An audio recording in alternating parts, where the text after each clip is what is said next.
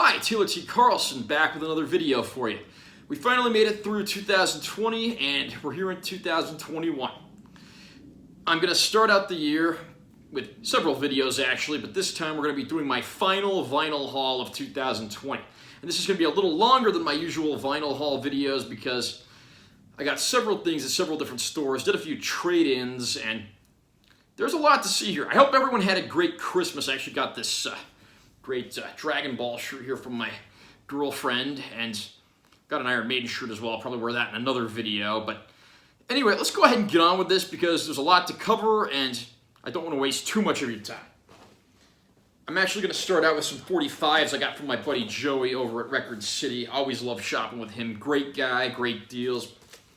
First up is Moving Pictures, What About Me? Moving Pictures is the name of the band. This is not to be confused with the Rush album called Moving Pictures. What About Me was a pretty big hit. You still hear that on a lot of 80s and classic pop stations. It has a B-side entitled Joni and the Romeo. Originally comes from an album called Days of Innocence. Going down the list, this just has kind of a generic sleeve, but it's Jackie Deshannon, and it's got What the World Needs Now Is Love, the old Burt Bacharach song that a lot of people have recorded, and then Needles and Pins, which was written by Sonny Bono, probably best known for the version performed by the British invasion group The Searchers. Another great 45, again disappointingly in a generic sleeve, but this is Gene Pitney, It Hurts to Be in Love. One of my favorite golden oldies, and features a B-side entitled Hawaii. Another generic sleeve one, but one of my favorite finds. This is Duran Duran, Wild Boys. One of my favorite tracks from one of the 80s greatest rock, pop, new wave groups, whatever you want to call them. It's got a B-side, I'm Looking for Cracks in the Pavement. And this says from the forthcoming LP Arena. Arena was a live album, so I guess this was a studio track that was put on the live album as a bonus. I don't know Duran Duran as well as I do some other bands, so again, don't quote me on that, but I do love those guys, and I want to get more of their stuff on vinyl, including some of their LPs. Another Duran Duran 45. This is Notorious with a B-side called Winter Marches On. The actual A-side's got some artwork on it, which I thought was pretty cool. And here's a guy that the modern generation mostly only knows from King of the Hill and from a conversation in the movie Doctor Strange, and that's Chuck Mangione. Feels so good. Yes, this guy did more than just King of the Hill guest appearances. He's got a B-side on here entitled Maui Wowie. Hope I'm pronouncing that right. But yeah, the master of the flugelhorn, and I'm glad to say that I actually finally own something by him in a hard copy. One of my favorite 45 finds, this is Arcadia Election Day. Back to the whole Duran Duran thing. Arcadia was a side project group that was 3 of the 5 guys from Duran Duran. The other 2 guys teamed up with Carl Palmer for a group called the Power Station, who was actually more famous, and they had their hit song, Some Like It Hot, and also a cover of the old T-Rex song, Bang It Gone, Get It On. This is Election Day, which is like their big hit single, and it's got a B-side on here. She's moody and gray, she's mean and she's restless. I guess they couldn't come up with a shorter song title there. And yeah, the song title's so long they even had to do it in really little lettering on the actual record. And going down the 45 list, one of my favorite classic hard rock groups, Whitesnake. This is a 45 with an edited version of Still of the Night. Great classic tune from their 1987 self-titled album. And then the B-side on here is Don't Turn Away, which I believe is also on the album. And then one of my favorite pop rockers of the 80s, Huey Lewis and the News. This is a 45 of Stuck With You, which was one of his biggest hits of the 80s. This was like his big follow-up single after those 2 songs he did for Back to the Future. And then for the B-side, it's got a remixed version of Don't Ever Tell Me That You Love Me, which was a song that was originally released on his 1980 self-titled album. Interesting piece of trivia, they originally wanted to call the band Huey Lewis and the American Express, but they didn't use that name because they didn't want to get sued by the credit card company. And here's the record, it's a Chrysalis disc. Another one of my favorite finds, this is Eddie Rabbitt, Every Which Way But Loose. The title song from the classic Clint Eastwood movie of the same name. Yeah, the one where he goes around and his best friend is a monkey. I need to go back and revisit that, actually. And then it's got a B-side here called Suspicions. One more 45. This is Genesis, Into Deep. Great tune from the Invisible Touch record. It's got a non-LP B-side entitled I'd Rather Be You. That about does it for the 45, so now let's move on to the albums. These first few albums I got over at Zia with some credit that I got. Then there's a few more things I got from Joey at Record City, and there's also some more used stuff I got at Zia more recently. First of all, I got this, a Record Store Day release. This is Alice Cooper, Dragontown. This album came out in 2001. Almost more of a heavy metal album than a hard rock album. It's got as much in common with a lot of the modern rock that was on the radio at the time than it does classic Alice Cooper. Very cool release. Great looking inner gatefold here. Band members on here include the likes of Kenny Aronoff on drums. I actually met him at the Rock Gods Hall of Fame Awards in Hollywood in 2017. And then, who else plays on this? Greg Smith on bass guitar. Yeah, Bob Marlette plays a bunch of the different instruments. He also produced the album. Ryan Roxy, Tim Pierce, Teddy Andradis, Calico Cooper. So yeah, a nice who's who of artists, and one of the best things about this Record Store Day exclusive, beautiful looking orange vinyl here. I'd expect nothing less from the Coupe.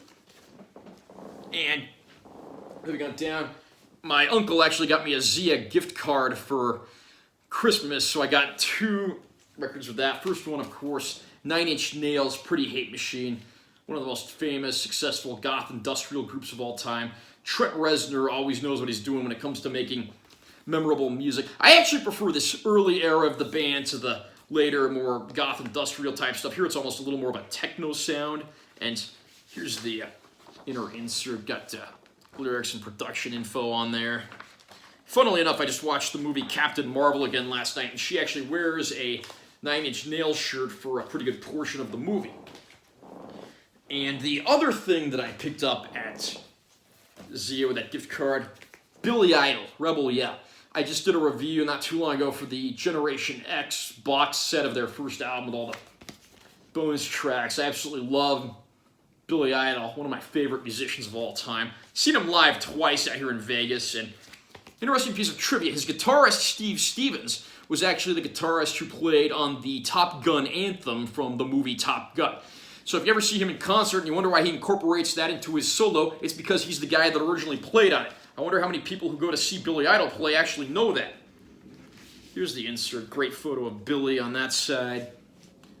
Here's some info about the album, as well as, the players, the excerpts of lyrics.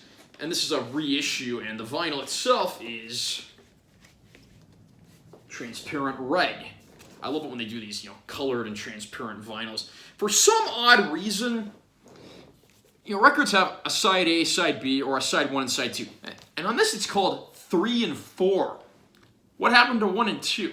Maybe his first album's considered 1 and 2, and he was just kind of doing a sequential thing there. If you know that, please share that in the comments below, because I've been a bit baffled by this ever since I picked up this record.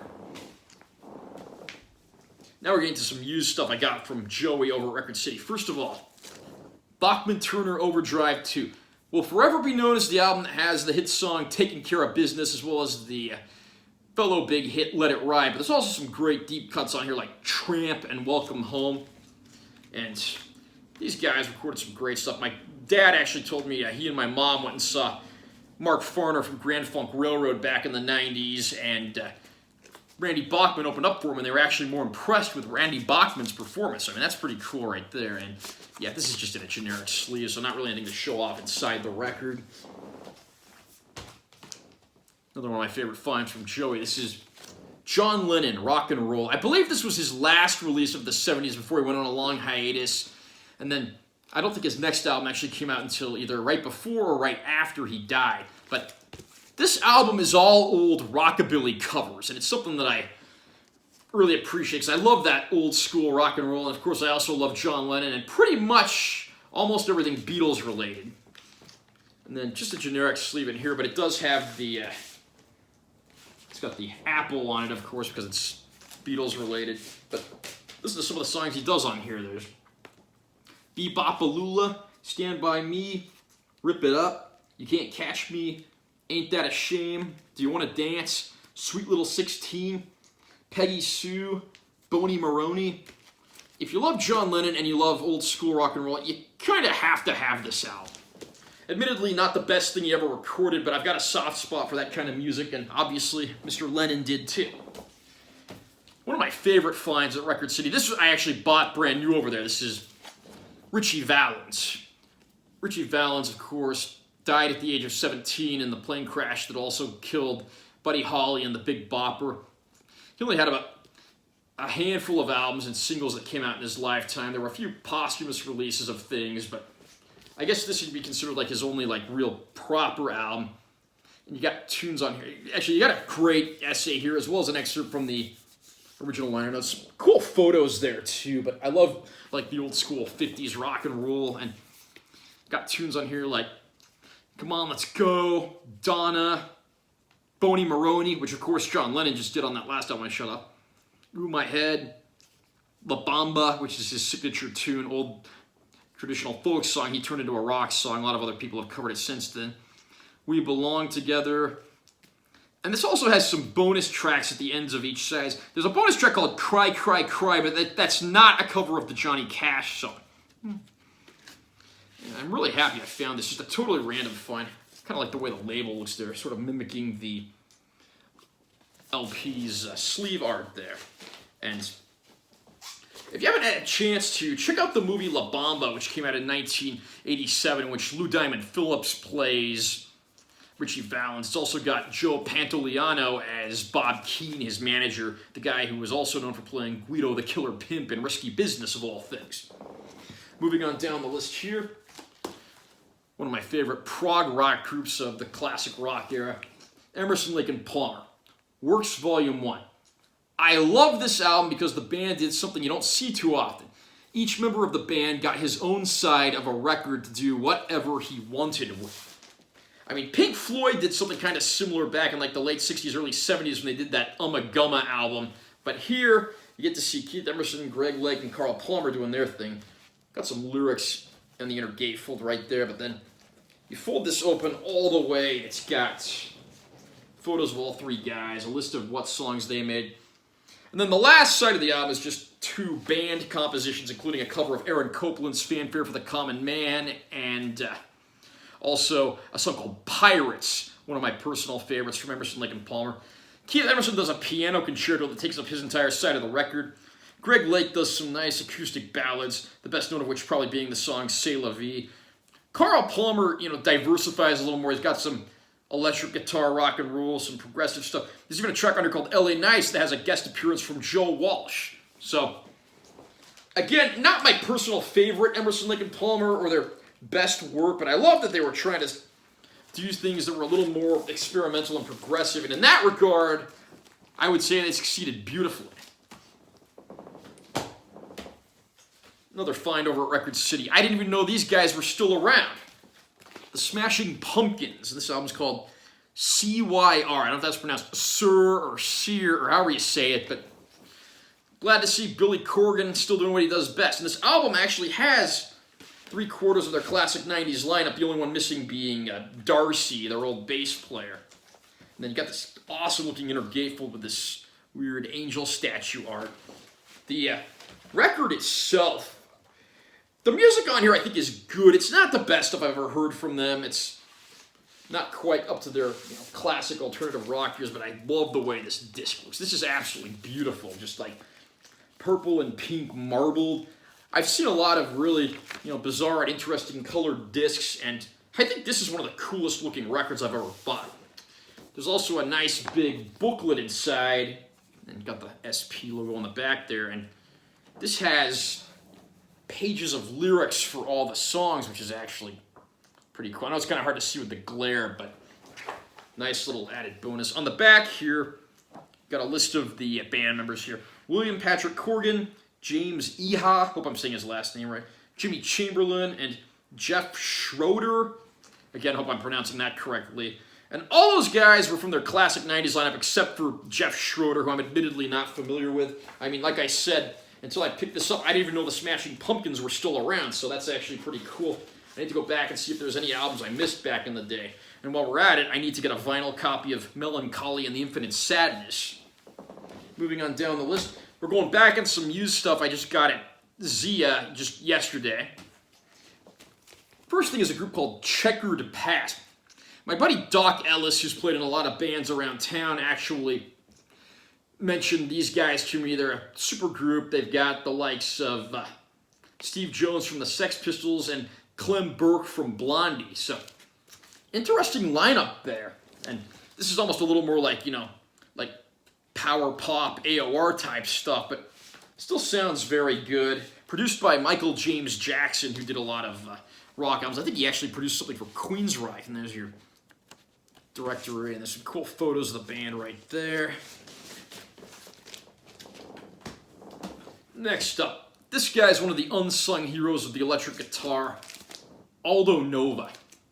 Great Canadian guitarist. He's collaborated with everybody from John Bon Jovi to Celine Dion, so this guy gets around.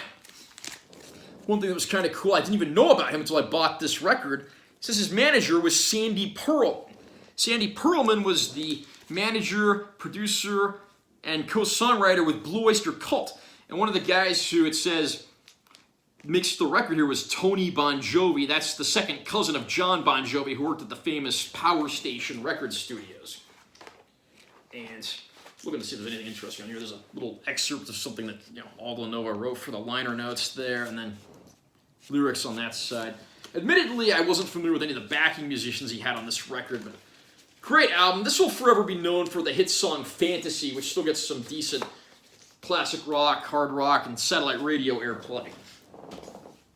And I'm a classic hard rock fan, and this was one of my biggest finds that I made. Judas Priest, Unleashed in the East, live in Japan. Their first live album, this came out in, I believe, 1979. Yes, according to the copyright date. And this was their first record produced by Tom Allom, who went on to helm all of their 80s records. He also produced Def Leppard, On Through the Night, one of my personal favorites, Y&T and Rock We Trust, the first Kicks album. He's done a lot of stuff. Very cool producer. If you ever go see Judas Priest live, when they come back out for the encores, he always comes out on a bike, because he's certainly a showman. And I think this was the last album they did with Les Binks on drums before he was replaced by classic drummer Dave Holland. Sadly, we lost Dave Holland not too long ago, but anyway, a few more things to look at before we're finished here. Very underrated Canadian hard rock band, Coney Hatch. I hear these guys on Eddie Trunk's radio show on satellite radio occasionally, and sometimes on Jim Florentine's show on there as well, and I don't think I've ever actually owned anything by these guys. So, great that I found something at Zia for pretty cheap. Produced by Max Norman. May not be an immediately recognizable household name, but Max Norman worked with Ozzy Osbourne on some of his early solo albums. If you see the name Max Norman on a record, that's usually a pretty good sign that you picked up a great hard rock record. Certainly true with this release from Coney Hatch. Now, next up, I've got a pair of albums from a group called Riot. Not to be confused with Quiet Riot. This is a group that came out of the New York City area in the late 70s. This album's called Restless Breed. It was their fourth album and their first to feature vocalist Rhett Forrester. The big hit on here was probably the song called Hard Lovin' Man. I'm just looking at the track list here, seeing if there's anything that I forgot was on here, but Sandy Slavin on drums. He went on to play with a few other people over the years. Mark Reale on guitar. This band, sadly, no strangers to tragedy. Original vocalist Guy Speranza died of cancer several years ago. Rhett Forrester, who sings on this album, was killed in a carjacking. Mark Reale died of Crohn's disease maybe about 8 or 9 years ago. And then Lou Coveris, who played with them in a later lineup, actually died from complications from the coronavirus a few months ago, and that's a damn shame. Such a great group and so many unjust tragedies. These guys deserve way more respect and recognition than they get. Continuing on with Riots, Born in America. This was the follow-up to the Restless Breed album that I just showed you. And A few great tracks on this one as well. Probably best known for the cover of the old Cliff Richard song, Devil Woman. And they actually do that justice, turn it into a nice, sort of heavy metal tune. And I definitely want to add more Riot to my collection, including some stuff from the Guy Speranza era. If you look on the back there, it's got the lyrics to the song Born in America, which is pretty cool. And my final find, and probably the most out-of-character one for me, considering you've seen a bunch of hard rock, heavy metal, classic rock, this is Madonna, Everybody. This was Madonna's very first single, released in 1982, the year before her first album came out, which would eventually be closed out with this song. The single itself was not successful. This was before she was pretty popular. Apparently it did pretty well on the dance charts, but not the Billboard charts. So this has the title song as well as a dubbed version of Everybody. This artwork, you look at this, this doesn't really scream out Madonna at all, because I guess, this is before she really became the Madonna we all know and love. This was a great find, and I'm really glad that I found it. I got this for like $5, and I'm seeing people on eBay asking like 25, 50, 60 bucks a piece for this 12-inch single, so I'm glad I found what I did. So how was your 2020 as far as picking up albums go? Make any good finds? Comment down below and let me know what you picked up at some of your stores or ordered online, however you get your vinyl. Also remember to comment down below, share any feedback you want to, just keep it civil, that's all I ask. Give this video a like if you found it helpful, and remember to subscribe to my channel because I'm always posting new stuff. I'm Taylor T. Carlson, I'll be seeing you next time.